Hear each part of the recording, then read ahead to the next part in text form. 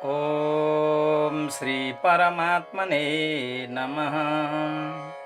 यत्पादाब्जनखोदकं त्रिजगतां पापौघविध्वंसनम् यन्नामामृतपूरकं च पिबतां संसारसन्तारकम् पाषाणोऽप्येदङ्घ्रिपद्मरजसा शापान्मुनिर्मोचित आर्तत्राणपरायणः स भगवान् नारायणो मे गति। आर्तत्राणपरायणः स भगवान् नारायणो मे गति। भगवान नारायणका चरणारविन्दमा साष्टाङ्ग नमन गर्दै सम्पूर्ण सनातन धर्मावलम्बी मानवभरमा हृदयत नमन गर्दै आउनुहोस् आज हामी हाम्रो अत्यन्त निकटमा रहेको महान पर्व सोमबारे औँसीका विषयमा केही परिचर्चा गरौँ। र हामीले गाउँघरमा सहरमा त यत्रतत्र हामीले भन्ने गरेका छौँ सोमबारे औँसी प्रातः समयमा उठ्नुपर्छ, नबोलिकन नुहाउनुपर्छ। बालबच्चाहरूलाई पनि सिकाउने गर्दछौँ सोमबारे औँसीमा नबोलिकन नुहाउनुपर्छ है। र हामीले शास्त्रीय महात्म्य हेर्दाखेरि ज्यादै उत्तम कुरा हामीले सिकाइरहेका छौँ। हाम्रो यो सनातन धर्म हो, सनातन संस्कार हो। हामीले बालबच्चालाई पनि यो कुरा सिकाउँदै आएका छौँ, ज्यादै उत्तम कुरा हो। आउनुहोस् सोमबारे औँसीको महत्त्व यति मात्रै हो कि अथवा अझै छ, त्यस विषयमा केही चर्चा गरौँ। म छोटो जानकारी लिएर यहाँहरू समक्ष उपस्थित भएको छु। र सोमबारे औँसीको महत्त्व त शास्त्रहरूमा हेर्दाखेरि वास्तवमा बताएर सकिँदैन, ज्यादै अनन्त महत्त्व रहेको छ। तापनि हामी केही चर्चा गरौँ। त भविष्य पुराणमा सोमबारे औँसी अर्थात् सोमवती अमावास्या भनेर महात्म्य चर्चा गरिएको छ। व्रतको विधान बताइएको छ, कथा बताइएको छ र ज्यादै उत्तम महात्म्य रहेको छ। र भनिएको छ अमा सोम समायोगो यत्र यत्र हि लभ्यते तीर्थे कपिलधारम च गंगा च पुष्करम तथा दिव्यान्तरिक्ष भौमानि यानि तीर्थानि सर्वशः तानि तत्र वशिष्यन्ति दर्शे सोम दिनान्विते भनेर यसरी चर्चा गरिएको छ। यसमा कति ठुलो महात्म्य छ। अत्यन्त पावन दिन हो सोमबारे औँसी भनेको। अमा सोम समायोगो यत्र यत्र हि लभ्यते, जब जब सोमबारका दिन औँसी पर्दछ र त्यो दिनमा भनिएको छ तीर्थे कपिलधारश्च धारम च गंगा च पुष्करम तथा, र त्यो दिनलाई अत्यन्त महत्त्वका साथ हेर्ने गरिएको छ, शास्त्रले हेरेको छ।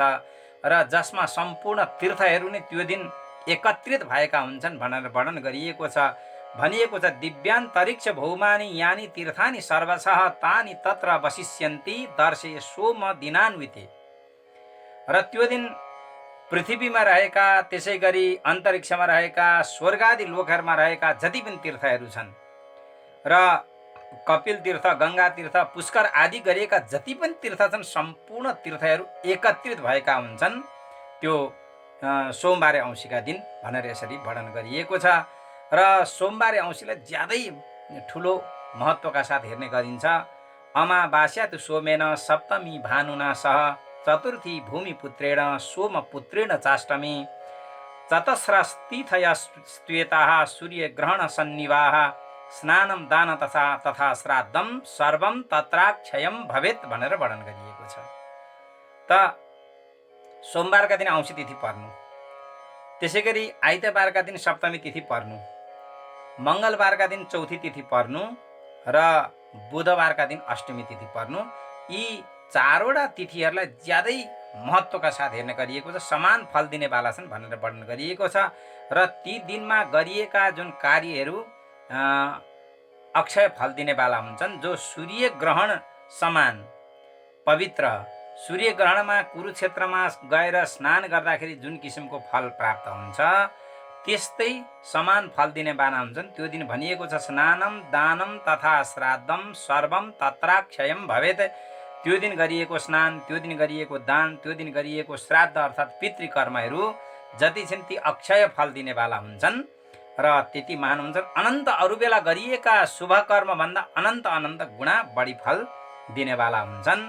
र त्यो दिन भनिएको छ स्नात्वा हुत्वा च दत्वा च जप्त्वानन्त फलम लभेत यत्किञ्चित दीयते दानं स्वल्पं वा यदि वा बहु तत्सर्वम अक्षयम यस्मात् तेनेयम अक्षय स्मृता भनिएको छ। त्यो दिन स्नान गर्दाखेरि, हवन गर्दाखेरि, दान गर्दाखेरि, जप गर्दाखेरि अनन्त गुणा बढी फल दिनेवाला हुन्छन्। थोरै वा धेरै जसले पनि दान गरेको छ, दिएको छ भने त्यो सबै अक्षय फल दिनेवाला हुन्छ। तसर्थ अक्षय भनेर भनिएको छ। यी दिनहरूलाई अक्षय भनेर भनिएको छ, नाश नहुनेवाला भनेर भनिएको छ। आउनुहोस् त्यो दिनलाई त यसरी सोमवती अमावास्या व्रत महात्म्यमा व्रतराज भनेर चर्चा गरिएको छ। अत्यन्त महान व्रत अर्थात् व्रतहरूमा सर्वश्रेष्ठ भएको हुनाले व्रतराज भनेर भनिएको छ। त व्रतराजको विधान कस्तो छ, त्यसको महात्म्यको कथा कस्तो रहेको छ, म संक्षिप्त रूपमा यहाँहरूलाई जानकारी गराउने चेष्टा गर्दैछु। त त्यो दिन भनिएको छ प्रातः समयमा उठ्नुपर्छ। प्रातः समयमा उठेर स्नान गर्नुपर्छ, मौन व्रत धारण गरेर अर्थात् नबोलिकन स्नान गर्नुपर्दछ।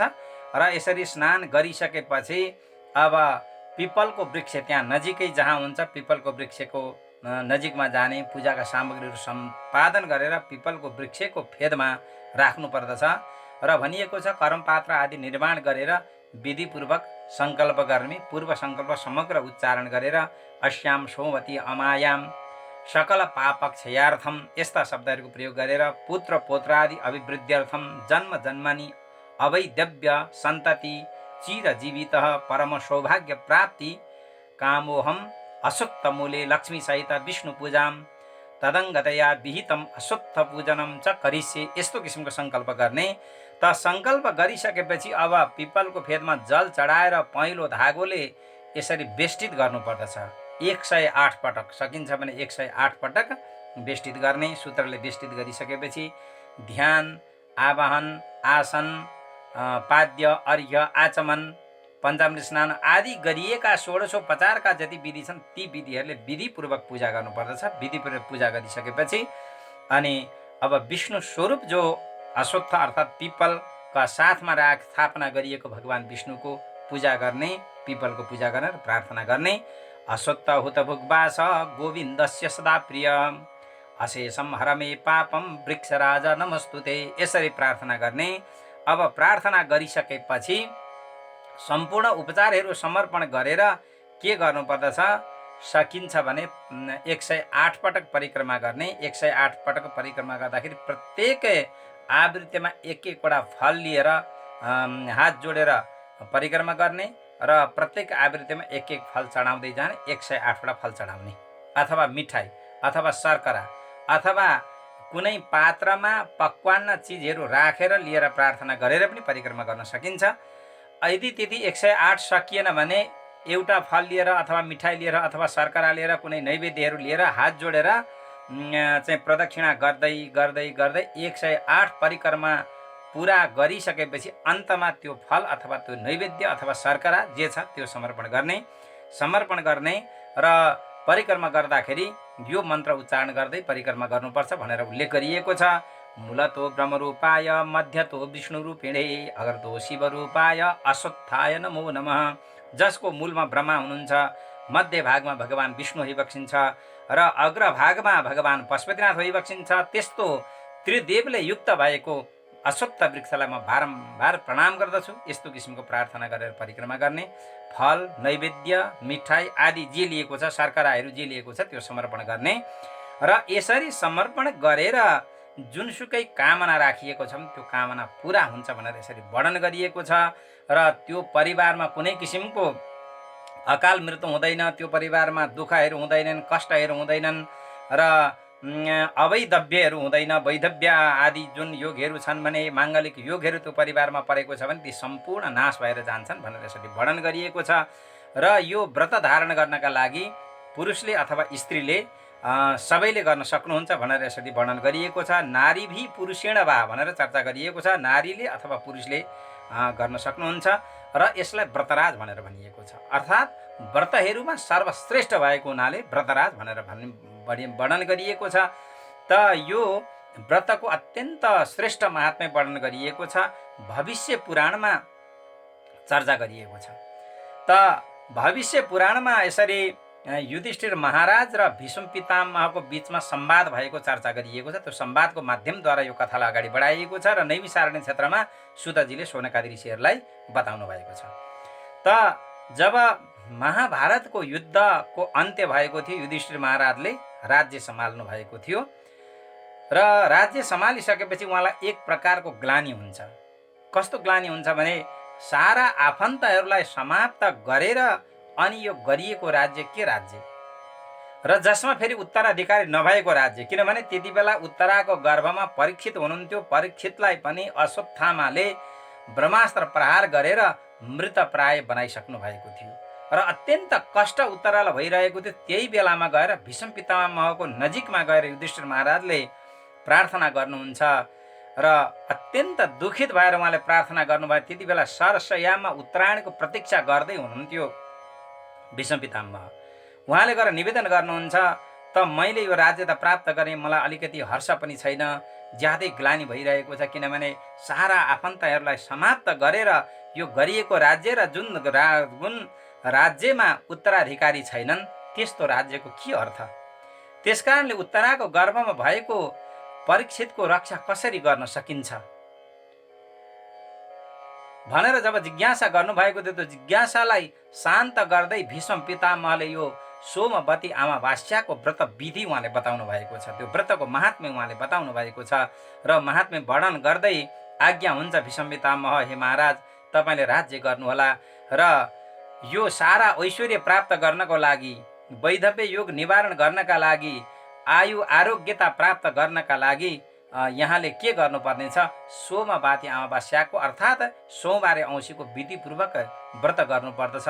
ज्यादै श्रेष्ठ व्रत मानिएको छ, अत्यन्त अमोघ व्रत यसलाई मानिएको छ भनेर उहाँले कथा सुरु गर्नुहुन्छ र काञ्ची नाम गरेको महापुरीको उहाँले चर्चा गर्नुभयो। त्यो महापुरीमा एकजना ब्राह्मण, देवस्वामी नाम गरेका ब्राह्मण, अत्यन्त विद्वान ब्राह्मण, स्रोत कर्ममा स्मार्त कर्ममा अत्यन्त निष्णात ब्राह्मण रहनुहुन्थ्यो। उहाँकी पत्नी धनवती भन्ने हुनुहुन्थ्यो र उहाँका 7 भाइ छोराको चर्चा गरिएको छ।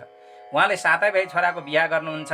7वटी बुहारीहरू आउँछन्, अत्यन्त गुणवती शीलवती बुहारीहरू प्राप्त हुन्छन् र उहाँकी एउटी छोरी हुनुहुन्थ्यो, गुणवती नाम गरेकी छोरी।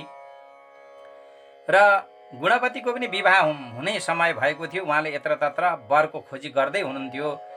देवस्वामी नाम गरेका ब्राह्मणले एक दिन उहाँको घरमा, उहाँको आश्रममा, उहाँको महलमा एकजना ब्राह्मण, एकजना योगी भिक्षा लिन भनेर आउनुहुन्छ र भिक्षा लिन आउँदाखेरि त यसरी धनवतीले आफ्ना बुहारीहरूलाई भिक्षा दिन पठाउनुहुन्छ। बुहारीहरू पालै पालो भिक्षा दिन जानुहुन्छ, 7वटी बुहारी र 7वटी बुहारीलाई ती योगीले के गर्नुहुन्छ, सौभाग्यवती भव भनेर उहाँले आशीर्वाद दिनुहुन्छ र जब अन्तिममा छोरीलाई पठाउनुहुन्छ, छोरीलाई पठाइसकेपछि योगीले भिक्षा लिएर छोरीलाई आशीर्वाद दिनुहुन्छ, धर्मवती भव भनेर आशीर्वाद दिनुहुन्छ। यो कुरा सुनिसकेपछि धनवतीलाई अलिकति मनमा कौतूहल हुन्छ।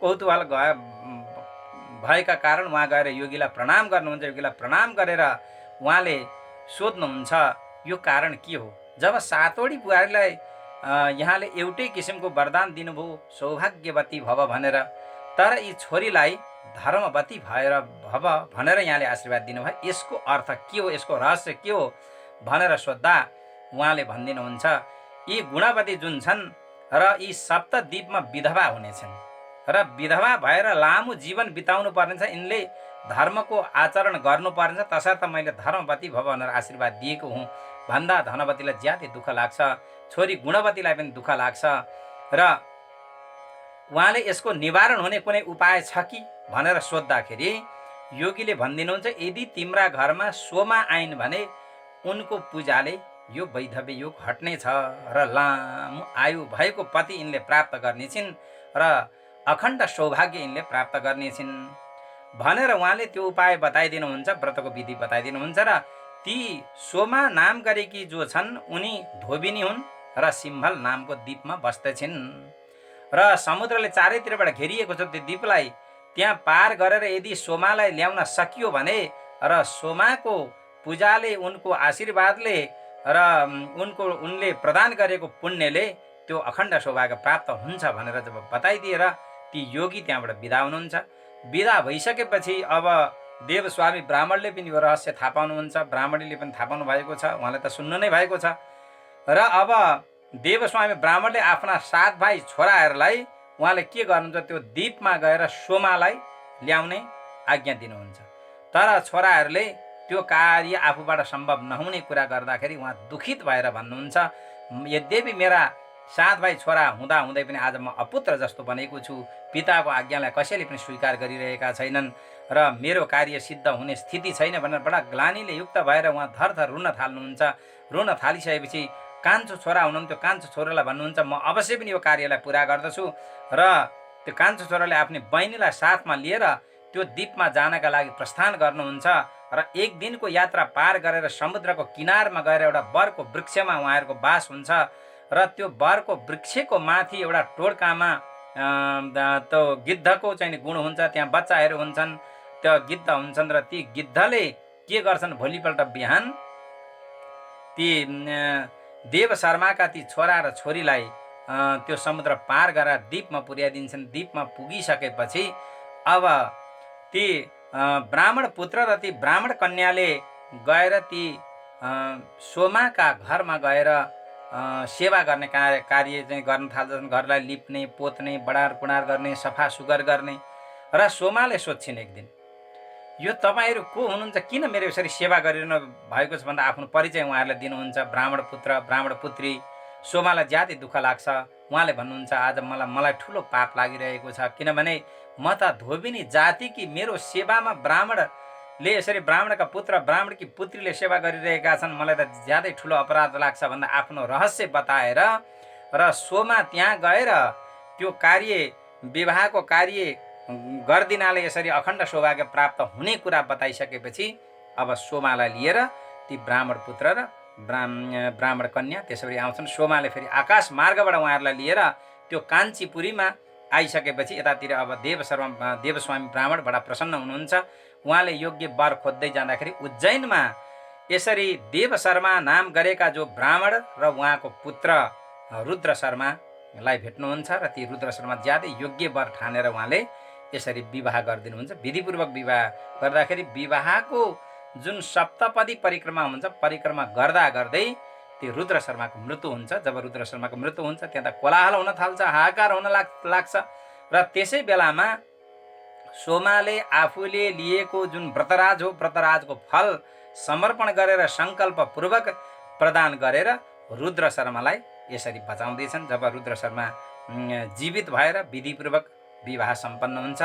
विवाह सम्पन्न भइसकेपछि अब त्यहाँबाट धनपतिको आज्ञा लिएर सोमा पनि त्यहाँबाट घरतिर फर्किन्छन् र उनले त्यो द्वीपलाई छोडेर आउने बेला द्वीपवासीहरूलाई भनेकी हुन्छन् कि म फर्केर नआउँदासम्म यहाँ जतिको मृत्यु हुन्छ कसैलाई पनि नजलाउनु, सबैलाई सुरक्षित पारेर राख्नु र म आएर रक्षा गर्नेछु भनेर धेरैजनाको त्यहाँ मृत्यु भएको हुन्छ। र पछि सोमा जाँदा जाँदै अरूको मात्रै होइन, आफ्नो छोरीको मृत्यु हुन्छ, त्यसै गरी आफ्नो पतिको मृत्यु हुन्छ र ज्वाइँको मृत्यु हुन्छ। जब यस्तो किसिमको स्थिति हुन्छ सोमालाई पनि एउटा ग्लानी लाग्छ, सबै ग्लानी हुन्छ, सबैजना दुखित भएर सोमालाई निवेदन गरिरहेका हुन्छन् र सोमा पनि त्यहाँबाट अनि त्यो व्रत पुरा गर्नका लागि बाढ नाम गरेको नदीतिर तर्फ प्रस्थान गर्दाखेरि त्यहाँ तुलकसँग भेट हुन्छ, मुलकसँग भेट हुन्छ, तर स्पर्श पनि नगरिकन गएर अब त्यहाँ गएर त्यो व्रत पिपलको वृक्षको फेदमा गएर उनले पूजाका सामग्रीहरू सम्पादन गरेर त्यो दिन सोमबार परेको हुन्छ, औँसीको दिन परेको हुन्छ र सोमवती अमावास्याको दिन हुन्छ। त्यहाँ गएर उनले विधिपूर्वक पूजा गरेर शर्करा लिएर जब 108 पटक परिक्रमा गरेर जब शर्करा समर्पण गर्छन्, शर्करा समर्पण गर्ने बित्तिकै उनकी छोरी पनि जीवित हुन्छन्, पति पनि जीवित हुन्छन्, ज्वाइँ पनि जीवित हुन्छन् र त्यति मात्रै होइन, त्यो सिम्हल द्वीपका जति पनि मृत्यु भएका मनुष्यहरू थिए सबै जीवित हुन्छन् र सबैले सोमाको जय जयकार गर्दछन्। सोमा अत्यन्त प्रसन्न हुन्छन् र अब सोमाले त्यो महात्म्य आफ्ना बुहारीहरूलाई पनि सुनाउँछिन्, बुहारीहरूलाई पनि गराउँछिन् र सबैलाई गराएर सबैलाई सौभाग्य प्रदान गर्दैछन्। र यसरी जब उनले प्रदान गर्दछन्, यसरी प्रदान गरेर सबैलाई सुखी सम्पन्न तुल्याउँछन्। त्यस कारणले हे महाराज, यसरी त भीष्म पितामह भन्नुहुन्छ युधिष्ठिर महाराजलाई, अमावास्या यथा पार्थ सोम वारान्विता भवेते तदा पुण्यतमः कालो देवानामपि दुर्लभ। यसरी भीष्म पितामह भन्नुहुन्छ, हे महाराज, त यो सोमबारले युक्त भएको जुन अमावास्या छ अर्थात् औँसी छ, अर्थात् सोमबारे औँसी छ, यति चाहिँ ठुलो पुण्यतम दिन हो, पावन दिन हो, पवित्र दिन हो, यति पुण्यकाल हो जो देवानाम अभी दुर्लभ, किन देवताहरूका लागि पनि ज्यादै दुर्लभ भएको दिन हो। तसर्थ यो दिन विधिपूर्वक यो व्रतको पालना गर्नुपर्दछ, व्रतको पूजा गर्नुपर्दछ। र यो दिन के गर्ने उहाँ विधि पनि बताउनुहुन्छ। प्रातरुत्थाय व्रतीनाम स्नान कार्य जलाशय स्नात्वा मौनेन कौशेयम परिधाय व्रती ततः। यो दिन के गर्ने, प्रातः समयमा उठ्नु पर्दछ। व्रत धारण गर्नेवाला व्यक्तिले स्नान गर्नुपर्दछ, जलाशयमा गएर स्नान गर्ने, विधिपूर्वक स्नान गर्ने। मौनेन स्नान भनिएको छ, स्नात्वा मौनेन, नबोलिकन स्नान गर्नुपर्दछ। अनि कौशेय परिधाय भने कौशेय वस्त्र परिधान गरेर धारण गरेर त्यस पछाडि अब के गर्नुपर्दछ, गत्वा अश्वत्थ वृक्षस्य समीपम कुरुनन्दन अश्वत्थ मूले कर्तव्य विष्णु पूजा समन्त्रका। र त्यहाँ गएर अश्वत्थ वृक्ष अर्थात् पिपलको वृक्षको नजिकमा गएर अनि विधिपूर्वक पूजा गर्नुपर्दछ। विष्णु पूजा समन्त्रका, मन्त्रपूर्वक, मन्त्रहरू उच्चारण सहित यसरी पूजा गर्नुपर्दछ। र यसरी पूजा गराउनु होला। द्रौपदीलाई पनि यो व्रत धारण गराउनु होला, त्यसै गरी सुभद्रालाई यो व्रत धारण गराउनु होला, र त्यसै गरी उत्तरालाई यो व्रत धारण गराउनु होला। यसरी यो व्रत धारण गराउनु हो भने उत्तराको गर्भको रक्षा हुनेछ भनेर भीष्म पितामहले जसरी जब यो व्रतको विधान बताउनु भएको थियो र ती सोमाले यसरी त्यो व्रत धारण गरेर अनि आफ्ना मृत्यु भइसकेकी छोरीलाई, पतिलाई र ज्वाइँलाई, त्यसै गरी त्यो सिम्हल द्वीपका अन्य व्यक्तिहरूलाई जुन बचाएकी थिइन्, यति महान व्रत छ, यति श्रेष्ठ व्रत छ, यो व्रत गराउनु होला भनेर जब भीष्म पितामहले बताउनु भएको थियो, उद्यापनको विधि समेत बताइदिनु भयो। र त्यस पछाडि युधिष्ठिर महाराजले त्यो व्रत द्रौपदीलाई गराउनु भयो, सुभद्रालाई गराउनु भयो, उत्तरालाई जब गराउनु भएको थियो, उत्तराले त्यो व्रत सोमबारे औँसीका दिन विधिपूर्वक जब पिपलको वृक्षमा गएर भगवान विष्णुको, भगवान नारायणको, लक्ष्मी नारायणको विधिपूर्वक उहाँले चाहिँ पूजा गर्नुभयो। जब यसरी पूजा गरेर फल लिएर 108 पटक उहाँले परिक्रमा गर्नुभएको थियो र त्यति बेलै भगवान नारायणले आफ्नो सुदर्शन चक्रद्वारा उत्तराको गर्भको रक्षा गरिबक्स्यो र सुदर्शन चक्रद्वारा रक्षित भएर अनि उचित समयमा राजा परीक्षितले जन्म धारण गर्नुभएको हो। तसर्थ यसरी गर्भमा रहेको गर्भ रक्षाका लागि पनि जो गर्भवती महिलाहरू हुनुहुन्छ, माताजीहरू हुनुहुन्छ, गर्भको रक्षाका लागि, भगवत कृपा प्राप्त गर्नका लागि यो सोमबारे औँसीको दिन व्रत लिनुपर्छ। र यसरी विधिपूर्वक पिपलको फेदमा गएर भगवान लक्ष्मी नारायणको पूजा गरेर त्यो परिक्रमा गरेर फल समर्पण गर्नाले गर्भका बालकहरू अत्यन्त सुरक्षित हुन्छन्, निरोगी बन्दछन्, लामो आयु भएका हुन्छन् र भगवत कृपा प्राप्त हुन्छ। यसमा कुनै किसिमको शङ्का छैन। स्वयं भीष्म पितामहले महाराज युधिष्ठिरलाई बताउनु भएको छ। र त्यसै गरी घरमा, परिवारमा आयुको वृद्धि हुन्छ, यशको वृद्धि हुन्छ, धनको वृद्धि हुन्छ, कृति फैलिएर जान्छ, नवग्रह देवताहरू अनुकूल भइरहन्छन्, शत्रु पराजय हुन्छ, शत्रुमाथि विजय प्राप्त हुन्छ र कुनै कन्याकुमारीले व्रत धारण गर्ने भने इच्छित वर प्राप्त हुन्छ भनेर वर्णन गरिएको छ। यस्तो व्रतको महात्म्य जब यसरी बताउनु भएको थियो, भीष्म पितामहले युधिष्ठिर महाराजले फेरि निवेदन गर्नुभयो र जो दुखी छन्, जो गरिब छन्, जोसँग धेरै किसिमका सामग्री छैनन्, त्यस्ता व्यक्तिहरूले यो विधिपूर्वक व्रत गर्नलाई त अलिकति कठिन हुनसक्छ। तसर्थ साधारण कार्यद्वारा उत्तम फल प्राप्त हुने उपाय के छ भनेर जब जिज्ञासा गर्नुभएको थियो, भीष्म पितामहले बताइदिनु भयो। त यो दिन गरेका सानाभन्दा साना कार्य पनि अनन्त गुणा बढी फल दिने हुन्छन्। तसर्थ अरू कार्य विधिपूर्वक गर्न सकिएन भने पनि पिपलको फेदमा जल चढाउने, जल चढाएर कमसेकम एउटा फल लिएर 108 पटक परिक्रमा गरेर, जसले पिपलको फेदमा त्यो फललाई समर्पण गरेर कोही ब्राह्मणहरूलाई, ज्ञानीहरूलाई, महात्माहरूलाई, भक्तहरूलाई भोजन गराउन सक्नुभयो भने अथवा कसैलाई थोरैभन्दा थोरै दान गर्न सक्नुभयो भने पनि यो व्रतले उत्तम फल दिने हुन्छ। र जसले पिपलको वृक्षलाई 108 पटक परिक्रमा गर्छन् भने उनीहरूले अब गर्नुपर्ने कार्य केही पनि बाँकी रहँदैन। पाइला पाइलामा अश्वमेध यज्ञ गरेको फल प्राप्त गर्छन्। पदे पदेभ्यो परिपूजकेभ्यो सद्याश्वमेधादि फलम ददाति तम सर्व पाप क्षय हेतुभूतम परिक्रमां ते परित करोमि भनिएको छ। सम्पूर्ण पापहरूलाई नाश गरेर र उत्तम फल प्राप्त गर्ने बेला हुन्छन्। तसर्थ यो सोमबारे औँसीको व्रत यति महान छ जसलाई व्रतराज भनिएको छ। व्रतहरूमा सर्वश्रेष्ठ भएको हुनाले व्रतराज भनेर यसरी भनिएको छ। त समस्त भक्त महानुभावहरू, त मैले यो सोमवती अमावास्याको व्रतको बारेमा यहाँहरूलाई जानकारी गराएँ र यही जानकारीको साथमा म आज बिदा हुन चाहन्छु। र सर्वे भवन्तु सुखिनः, सर्वे सन्तु निरामया, सर्वे भद्राणि पश्यन्तु, मा कश्चित् दुःखभाग् भवेत्। ओम शान्ति शान्ति शान्ति।